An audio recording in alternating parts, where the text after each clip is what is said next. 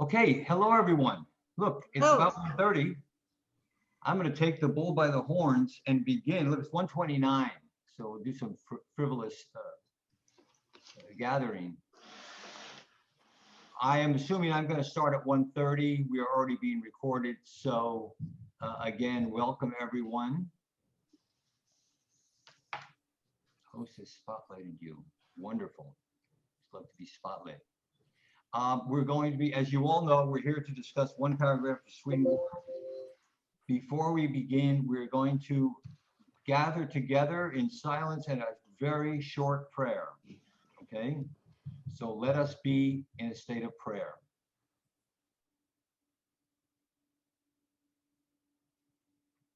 Lord, we thank you for gathering us together to explore your word and how it impacts our lives. The church that each of us has found on our journeys. Help us to be true members of this church by joining together, forging bonds, not just of friendship, but of spiritual kinship that comfort and challenge us to grow spiritually alone and together. We have been fruitfully engaged, Lord, in many issues this weekend, many of them surrounding the larger neighbor. This afternoon, we are bold to pause and look within ourselves to see what is going on, knowing that you are guiding us in all things. In your name we pray. Amen. You saw in the introduction my little paragraph, 3 paragraphs describing this course, so I won't go over that. But we are looking at AC 634. I'm using the older translation, Arcana, and of course it's advertised as the newer translations. We'll talk about that towards the end, what difference that might make. And there's only 2 words that will concern us, and they're not essential. So let me share my screen. And we go right here and share. And there you see the paragraph I'm talking about. I won't take a poll as to how many jumped ahead and whipped out their volume 1 of Arcana and read up ahead. And like Dave said, normally we would share this. We'd go around, have different people read different parts. But for time and economy, I'm going to read this. It is extremely difficult, however, to state intelligibly what the understanding of truth and the will of good are, properly speaking. The reason is that everything people think they ascribe to the understanding because they call it so, and everything they desire, they ascribe to the will because they call it so. And it is even more difficult to state what they are in an intelligible way, because the majority nowadays are also unaware that what belongs to the understanding is distinct and separate from what belongs to the will. For when they think something, they say they will it, and when they will something, they say they think it. Their speaking in this way is one reason for the difficulty. A further reason why it is difficult to grasp the matters that such people are engrossed solely in bodily interests. That is, their life consists in things of a more external nature. Okay. For these same reasons, people are also unaware of the fact that with everybody, there exists something interior, something more interior still, and indeed something inmost, and that the bodily and sensory part of a person is the most external. Desire and things of the memory are interior, affections and rational concepts are more interior still, while the will for good and the understanding of truth are the inmost. Nothing could possibly be more distinct and separate than these are from one another. Yet bodily minded people see no difference at all and so confuse them all with one another. This is why they believe that when their physical body dies, everything else will die as well, when in reality, only at that point do they start to live, and do so indeed through their own interior things, which are arranged in consecutive order.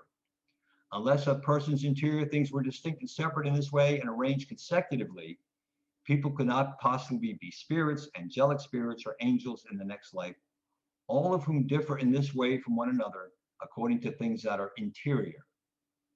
And so there are 3 heavens that are very distinct and separate from one another. And from all these considerations, it now becomes clear, right, very clear, to some extent, what the understanding of truth and the will of good are, properly speaking, and that they are attributable only to the celestial person or the angels of the third heaven. So I think you can see there's a lot there. We are going to be concerned with the first paragraph and the first part of paragraph 2, but the rest are important. And you say, well, how do I make sense of all that? Well, you make sense of that by scrolling down. There we go. I hope everybody can see that chart. And again, if this was an in-person event, you'd all have your own personal copy by now. I don't know if you want to copy it down, I would recommend it, but it's all in there. You can recreate it yourself on a rainy winter night. Okay, this is put in chart form what we just read about. And I'm going to start at the top and then go to the bottom and meet at the middle. In soul-body interaction, number 14, Swedenborg says that the divine love and wisdom proceed, using my pencil to point to the thing, they proceed as one. They are distinguishably one. They proceed as one, but they are received as two. So there's no line here between divine love and wisdom, but there is through all the other things. They're distinct and separate. So we have this thing that Swedenborg and others refer to as the will and the understanding, but he's going to now unpack this. So we go down to the bottom. Everything. Well, I should stick with the first paragraph. You've got this, you see this is a tease. What are the problems up here? Problem number 1, ascribing all thought to the understanding and all desire to the will. 2, ignorance of the fact that the will and the understanding are separate and distinct from each other. And these two seem to actually conflict if you think about it for a minute, but we'll see. Finally, being engrossed in bodily and external matters prevents one from grasping how these two really operate. And so we just go along being operated by them. He says, without more discrimination about these issues, we end up thinking that we feel things or feeling things that we are thinking. And we've all heard this, I think some ice cream would be nice. When really you desire ice cream. And the other thing is, I feel that that's true. And if any of you have been following Stephen Colbert's theory of truthiness, you know that you can tell if something's true or right from your gut. I mean, it feels right. I don't like the way that feels. And if we are overly enmeshed in external or bodily matters, it's even harder to discern what's really going on within us. When we're bodily minded, we call things that we already like good, and things that we already believe true. Thus, we easily confuse good for evil and falsity for evil for good and falsity for truth. Now, as Plato said a long time ago, no one chooses the evil willingly. They mistake it for the good. Just because we like or will something does not mean it is good. And just because we believe or agree with something does not mean it is true. Bodily minded people don't get that. We make a mistake when we do those things. We miss the mark and we sin. Now, this schema that I just referred to, there we go back to that, will become, this appears in 634 early in the first volume of the Arcana, his first work. This schema will be present and recurring throughout his writings, as some of you know. Okay, talked about the divine love and wisdom proceeding as too. Let's look at, just so you know, by the way, time-wise, I've got only 3 pages, and I'm already done with 1, so we should have time to bounce this around. I want to take each of these categories separately because it's very simple, very clear, and it covers everything in the created universe. Right here, there's one chart. Corporeal.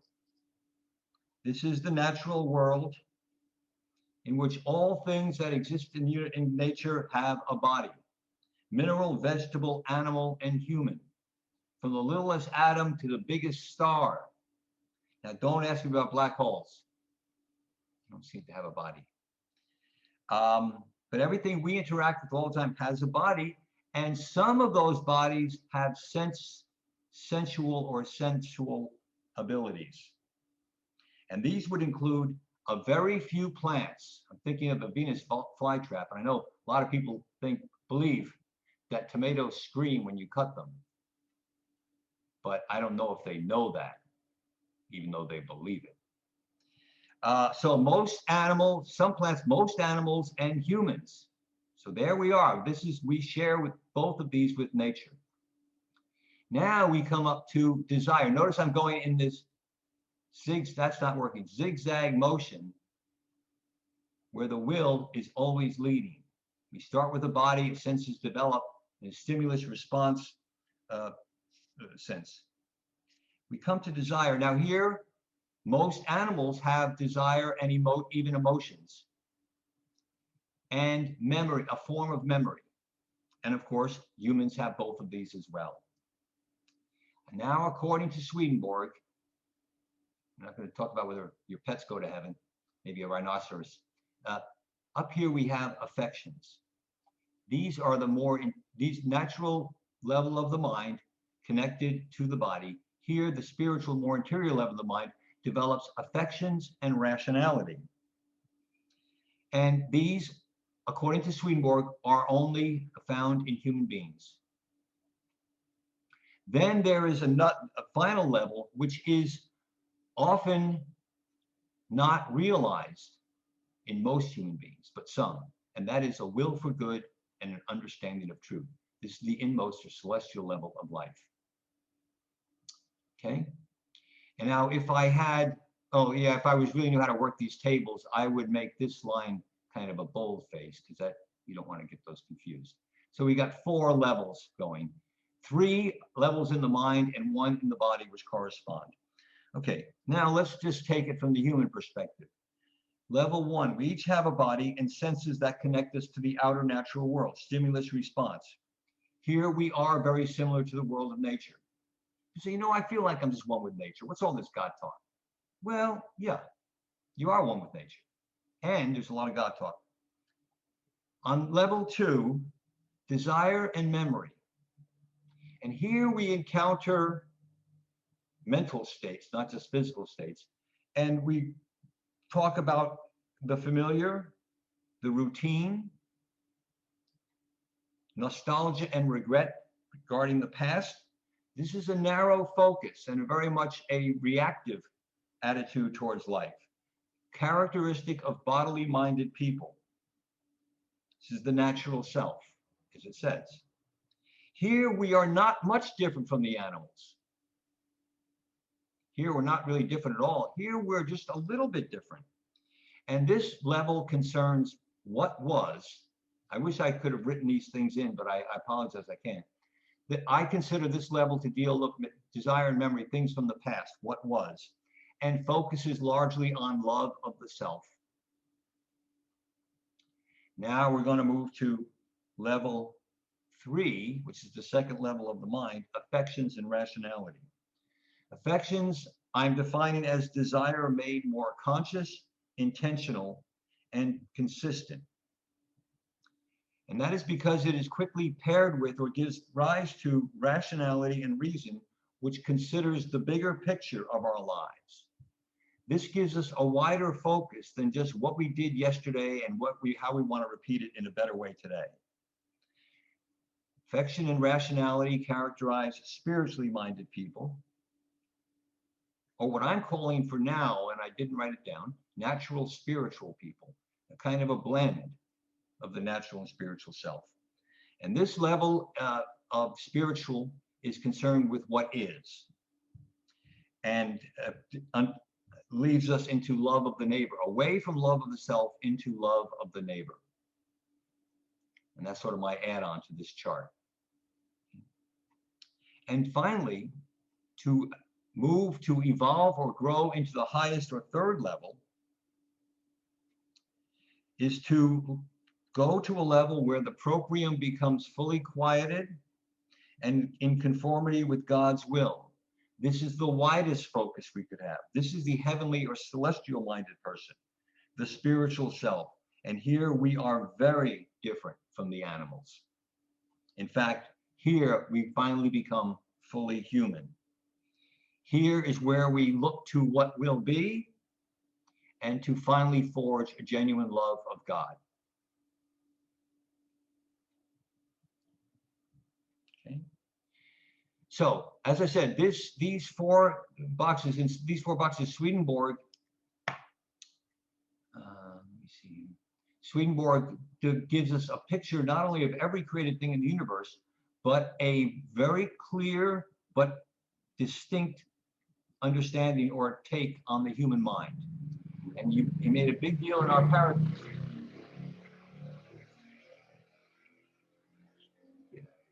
He made a big deal in the paragraph about saying how these are not only distinct and separate from each other, but that these different levels interact with one another. And so this is why people get confused and attribute some things, things they remember as they have an affection for it. It's kind of hard to describe, actually, and I don't know if I have a better sense of this here. What I say later, of course, I'll say now, everyone is juggling all of these levels and degrees, each at their own stage of growth, regardless of their chronological age. So we all have these in us either as actual states or potential states. And either way, they are all interacting and affecting each other. And people on the bottom level who are tied to externals have trouble moving forward as long as they're looking downward. Incidentally, I should explain this. Another problem with my computer skills. I couldn't draw little arrows next to here. So you're going to have to imagine an arrow coming from God all the way down to the corporeal level. And that would be God's creative procession, influx from God's self to the ultimates of life, also known as introversion. God finiting his infinity. And once it gets down there, you can have an upward arrow, which is humanity's return journey. Process and return. Efflux, back to God, extroversion. Okay, and this is also reminiscent of Jacob's ladder, with the angels descending and ascending. And this is the flow of life, that if we just allow ourselves to go along without being intentional about our lives, we remain down here. We never get finally pushing upward, which is the role of spiritual growth and involves conflict and repentance. So now I'm going to move on to the next page.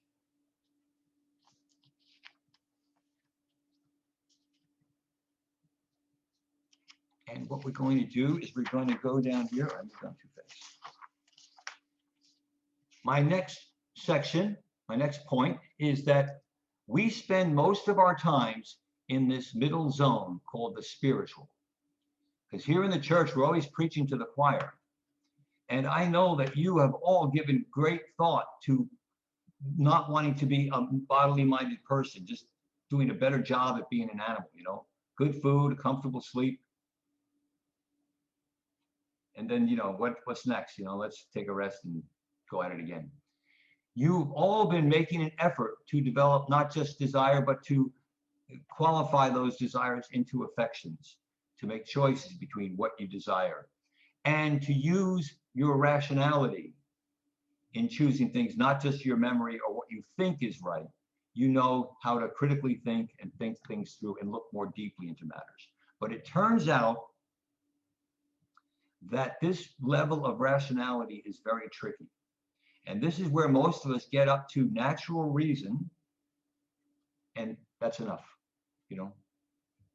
You know, remember you're like 25, 27, you get the house, you get the job, you're done with all the preparatory stuff, you're done. You know, now you're just gonna flow. So I want to talk about natural and spiritual reason for a minute.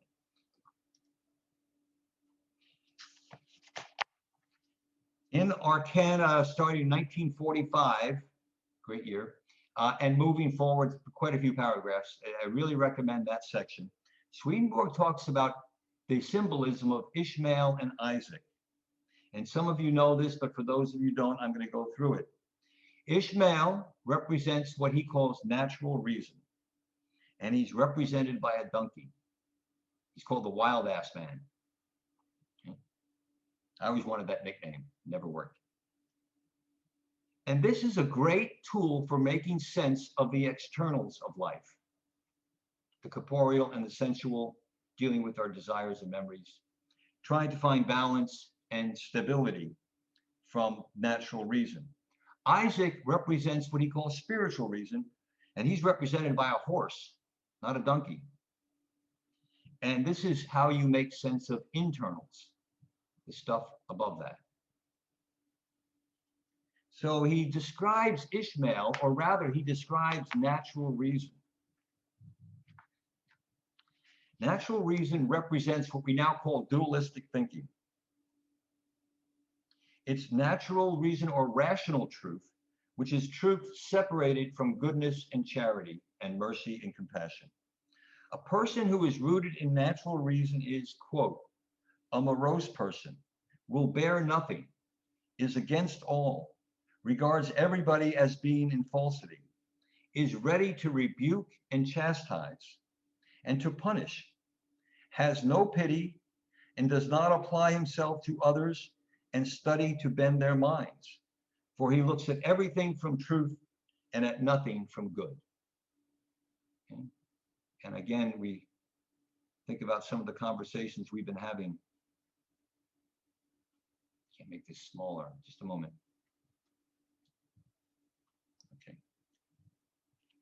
So this is kind of a hard edge reasoning. And one of my favorite examples, I think it was from Kohlberg, student of Piaget, who said there's nothing more descriptive of this state of mind than watching a 9-year-old who has finally, mastered the rudiments of Monopoly, chastising his 4-year-old sister who just wants to move the little shoe around to the yellow square. Okay, the 9-year-old is going to be very full of natural reason. He's going to complain and say, no, that's not how you do it. It's not right. You go, okay, ready to punish and rebuke. Isaac, which means he will laugh, which is the lesson Steppenwolf learned, represents what we are now calling unitive thinking, spiritual reason, or the divine rational now conjoined with goodness or charity. Spiritual reason, quote, never fights, however it is assailed, because it is mild and gentle, patient and yielding. Its character is that of love and mercy. Yet although it does not fight, it conquers all, nor does it ever think about combat or glory on account of victory. And this is because it is divine and is safe of itself. So that's a high level of confidence that Isaac and spiritual reason represent. Another pairing where these two come up is the difference between King Saul and King David. Almost the same dynamic repeated. Saul outwardly, behavioralistically defined. Isaac more gentle, more rational, more reasonable, and more victorious. Saul kept failing, he kept succeeding. So now you're really going to be confused. Here's the movement from natural reason to spiritual reason. On level 1, natural reason, we are still operating primarily from nature, these bottom sections. As we move in between these two, we separate from nature and now stand between nature and spirit. And we call this practical reason. We're not just following our instincts or our appetites and biological drives. We're giving some thought to what we're doing. And again, this is where most of us are most of the time. At level 3, spiritual reason, we embrace spirit and in that sense regain nature, not as our source or our goal, but as the foundation for higher life that we are called to, and we treat it accordingly. We put it in last place.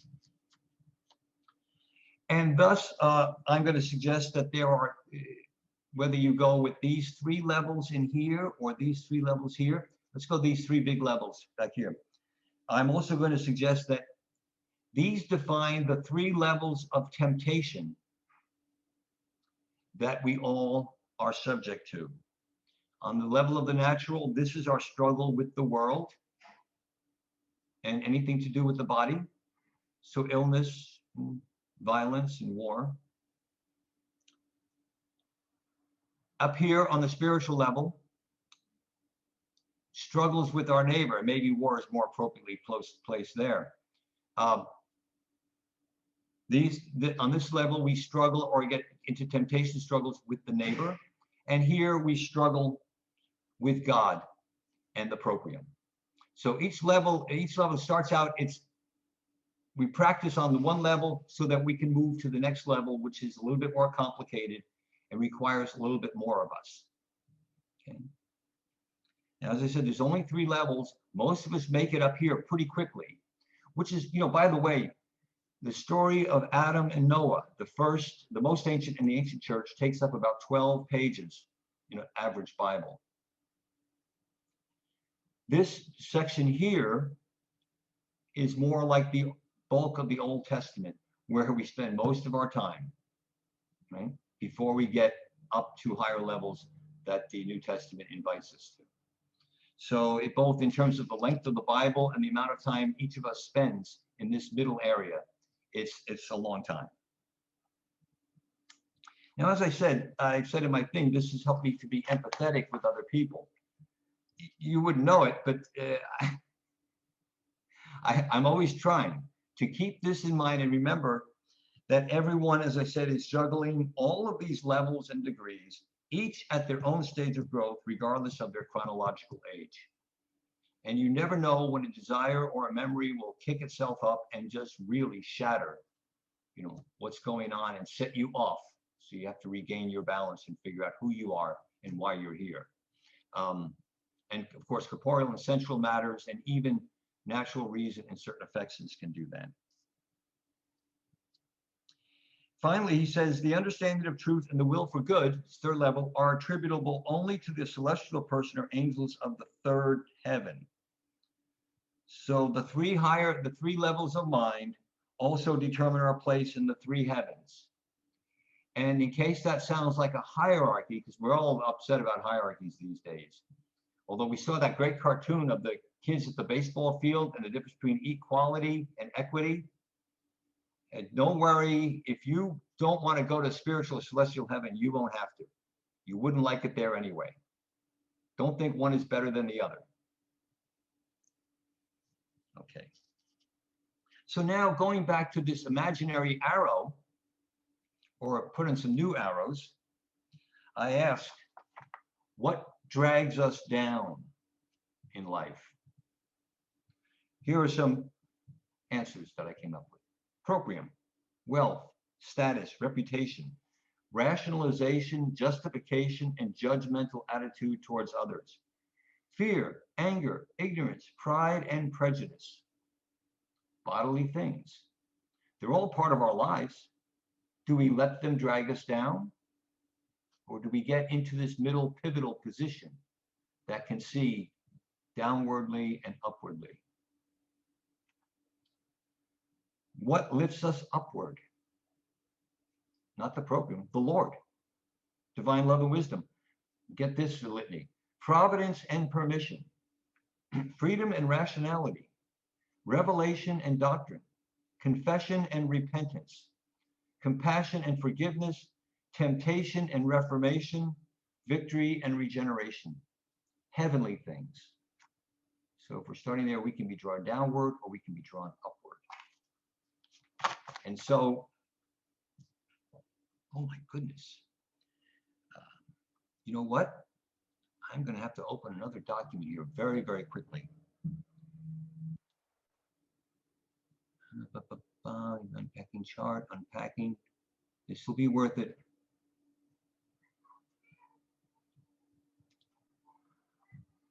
I'm asking the question, what drives us upward or downward? Pay no attention to this. Okay. Here's a quote from Divine Love and Wisdom number 68. I think it'd be easy if you read along, so hope those few seconds will be helpful. On the elevation of the interiors of men, it's the old translation, interiors of people. What draws us up? which belong to his mind, those three upper levels, this should also be known. In everything created by God, there is a reaction. That's us. In life alone, there is action. Reaction is caused by the action of life. Because reaction takes place when any created thing is acted upon, it appears as if it belongs to what is created.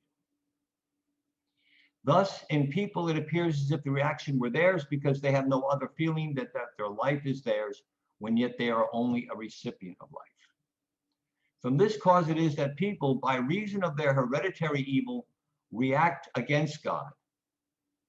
But so far as we believe that all life is from God, and that all good of life is from the action of God, and all evil of life from the reaction of us, so far our reaction comes to be from God's action, and man acts with God as if from himself.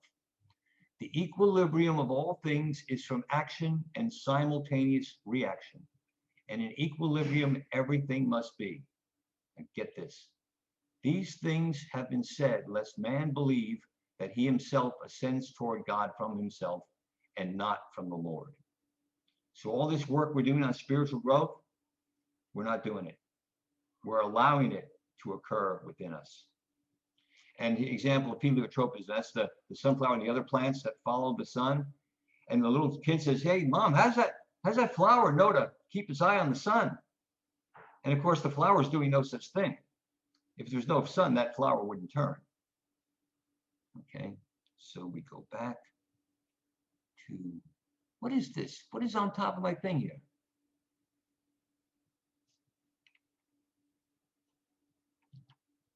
Let's go back here. So that is a little something from Swedenborg that comments on how we move up and down this within this framework that defines who we are. And now, well, let's go back and read something from George Dole to inspire us. It's always so inspiring. This is November 2014. Hey, Robert. Yes? What Hartmut Lipsky asked a good question. At last reading from Swedenborg, where was that from? Divine Love and Wisdom, number 68.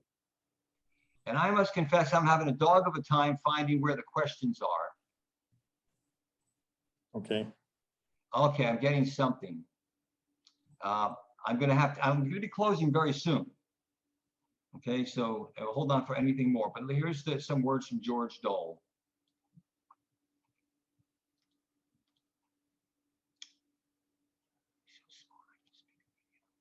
I'll do that. God or love is the will that energizes one formed by doctrine into action, loving good works. And so you see, we're circling back to the theme of convention and social justice. What is this will that energizes the doctrinally formed individual into action? It is God's love, an attractive love that is always pulling and drawing us upward. We often feel this attraction as a tension. Some call it a conscience. We resist. Our proprium by nature resists. And this is why God's love, stronger than any self-love, continues to invite each of us to grow. And as we grow, God seems to lessen that pressure. But wait, we don't rise on our own. It is God's love that draws us upward to heaven and energizes us outwardly to earth. What God is doing is saving us from ourselves. The more we decline, either through commission or omission, the stronger is God's pull. That's why criminals feel so guilty. And the more we surrender and say no to the proprium, so God lessens his pull, the pressure, and we cooperate with providence rather than delaying it. Okay. And we come finally to my little end note. That actually ends my formal remarks. But I want to go back to this other thing here, this business about the translation. For those of you who want to be eggheads, this is how you do it. In the old translation of the Arcana, affection came from the Latin word affectionis. That made sense to me. And desire came from that famous word cupidities. What is a cupidity? Well, it relates to Cupid. When Cupid shoots the arrow, you lose all freedom of choice. You're under his spell. That's why we talk about passionate love, love I can't resist. It's got me under control. It's got me under its power, under its thumb, right? So cupidities have been defined as, translated as desire or emotion. In the New Century Edition, cupidities is translated as affection, and affectionis is translated as loves. Okay. Now, if any of you would-be eggheads want to make note of that, you can think about it. I find this a very curious change and almost confusing. Maybe something we can talk about as we close up this part of the discussion. Now I'm going to stop sharing my screen. Everybody ready for me to stop sharing?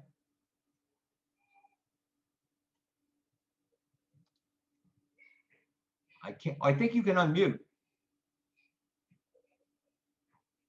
Can you individually unmute? Yep. Okay. Then anyone Yep, have? we're ready to unmute. We're ready for you to go. Okay, I'm gonna stop sharing.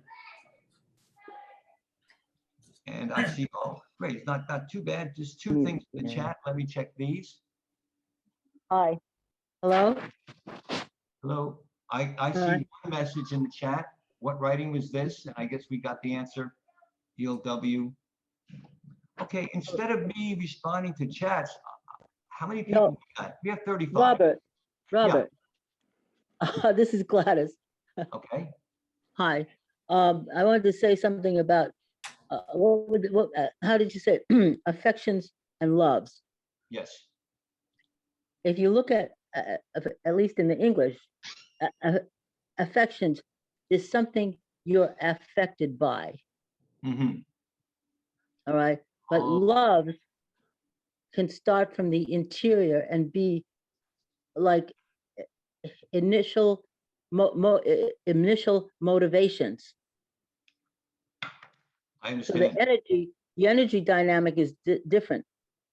Loves can be, you know, like you're reaching out toward something Yeah, because more intentional. a foundation inside of you that is attracted to either to doing something or to drawing something to yourself, so to speak. This is very crude, but I'm trying to make a distinction. An affection is something that you're reacting to.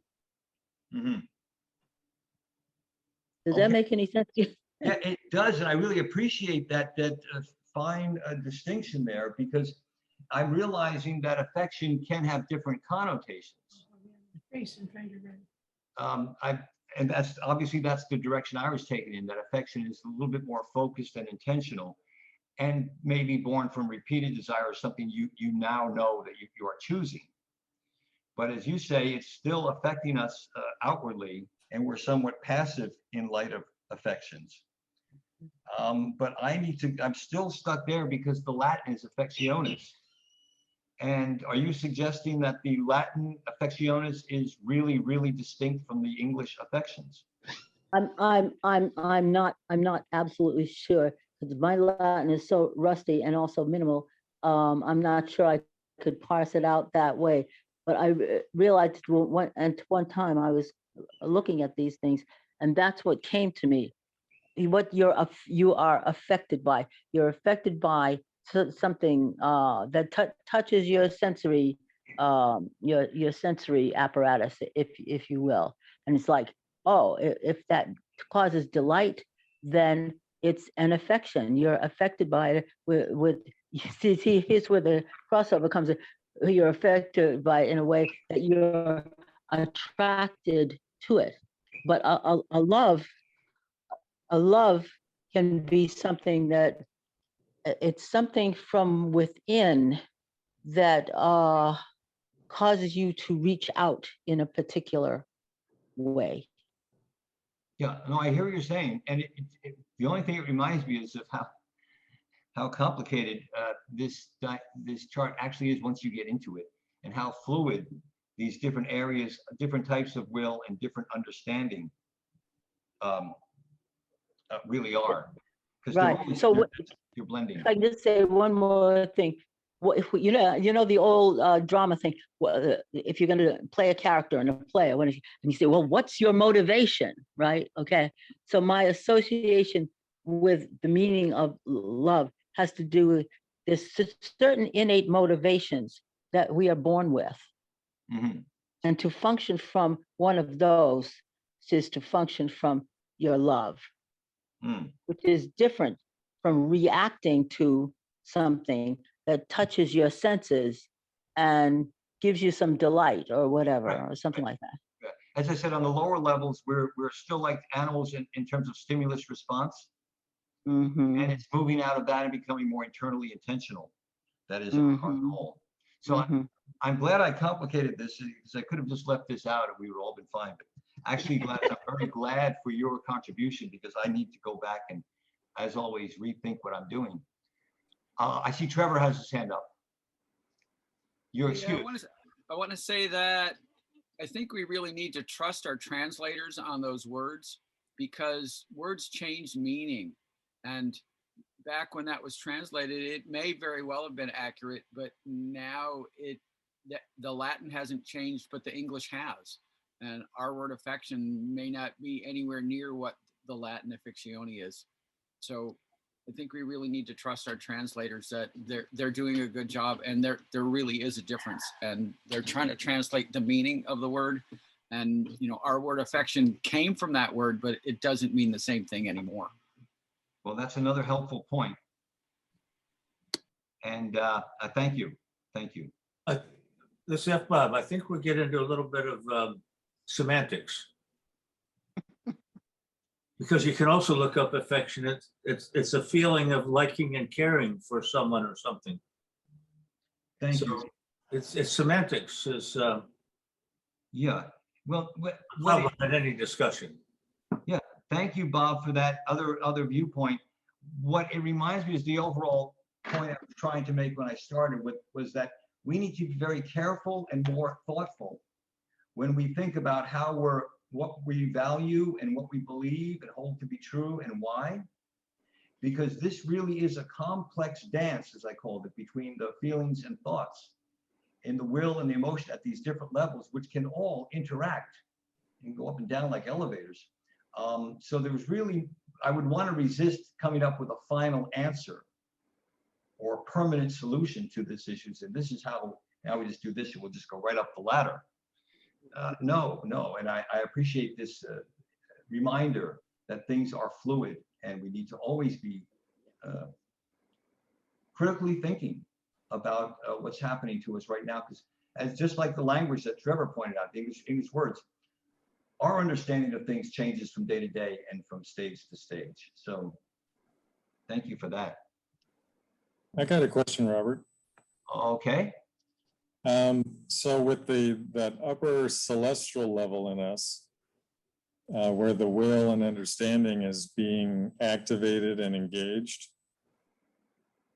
would it be true to say that really the only way that level of myself is going to come to life is when I truly, from my heart, my soul, my mind, I'm really reaching out to God and, simply wanting God's love and spirit and energy to deeply affect who and what I am, and wanting that spirit to, the will of God to move through me. It doesn't mean that it's going to be like at a high level of receptivity, but would it be true to say that kind of conscious love and desire for God is critical? I'm not sure about critical. It is a potential that each person has Mm-hmm. to move through higher levels of truth, the three basic levels of truth: natural, spiritual, celestial. Mm-hmm. But there's no guarantee. Now, the thing that you made me think of was the two-step that I touched on earlier. moving from the natural level to the spiritual level is primarily, this sounds simplistic, but it's useful to get some clarity on it. That comes from love of the neighbor, in which there is still some self-effort and some self-credit and pride, because we're helping the neighbor and we have to be able to do it. Mhm. You only move to the third or celestial level when you realize, oh my God, I'm not doing any of this. Yeah, See, and then that's a further opening of the proprium. It's no longer you and God as a team. Mhm. Right? And George said this, you start out thinking, I'm doing it all. And maybe Right. I'll invite God into to observe, and then we're doing it together. And eventually I realized, no. Mhm. Another, my favorite, I keep saying this, you've heard it at the peer supervision. If God is your co-pilot, it's time to change seats. That's the more radical step that most people don't really make for different reasons, that higher level, the celestial angel.